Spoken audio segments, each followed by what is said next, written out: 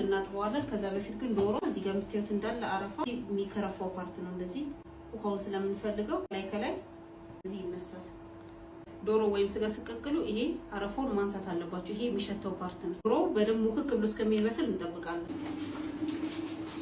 በፈላ ቁጥር አረፋው የሚያወጣ ከሆነ ማንሳት እንዳትረሱ። ሞሎክዬ ምን ይፈልጋል? ነጭ ሽንኩርት፣ የድንብላል ቅጠል። ድንብላል ቅጠሉንም እንከትፋለን። ማድቀቅም ይቻላል፣ ማውቀጥ። ድንብላል ቅጠሏን በቀቀርብሽ ዛሬ አጋዥ አግኝቻለሁ። አጋዥ የሚባለው እንደዚህ ሲሆን ነው።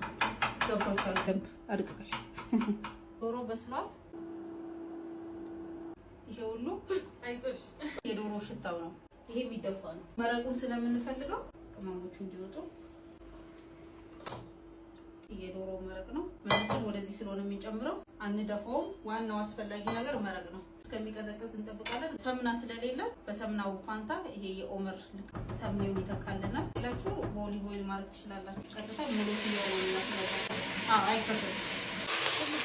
ሞሎክዬ እሺ መታህል ነው ማለት ነው። ከበትን በኋላ ሰምኔ ሳናበዛ ሽንኩርት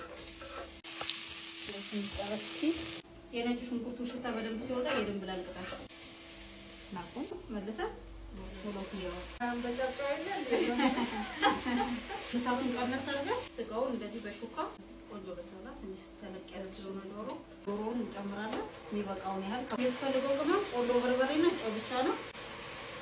የሚያስፈልገውን ያህል ጨው ሽታው ከሆኑ ሂዳያን ቢቢ እያላት ነው አይቀምስ መረቁን ስጋውን ሞሎክዬውን ትንሽ መብሰል አለበት። ሁሉንም አድርጊ።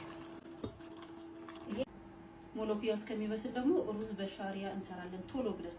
ዘይትም መሆን ይችላል። እሺ እኔ ሰምኔ ስለምወድለው እኔ ሰምኔ ነው በአማርኛ ስሙ አጥሪያ እንደባለው ማቀፍ ፓስታ ፓስቲኒ ነው የምለው።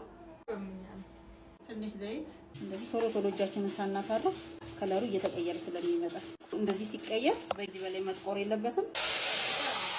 ሩዝ መስሪ ነው መሆን ያለበት። ግን እኔ ኖርማል ሩዝ የተጠቀምኩት በዘይት ትንሽ ተበስካለ በኋላ በግምት ስለሆነ እንትን ብለው ዘለል እስከሚለው ድረስ ትንሽ ጨምሪ። ዘለል በቃ ፈልጎን ያህል ጨው ደቂቃን ሞላለታለን። 20 ደቂቃ ውስጥ ቆንጆ ሆኖ ይመስላል። እንዴት አየሽ አሰራሩ? በጣም ኦርጋናይዝድ እንዳያችሁት ነው አካባቢውን። ምንድነው የሚሄደው ወደ መቅመስ አያችሁት? አንደኛ በጣም ሚስቱገርና አቀማመስ እንቀምሳለን። እንቅመሳት አይኖርሽ ነጭ ሽንኩርቱም ሲያምር ቢስሚላህ ቀረብ ለካሜራው የሚስቱገርና አቀማመስ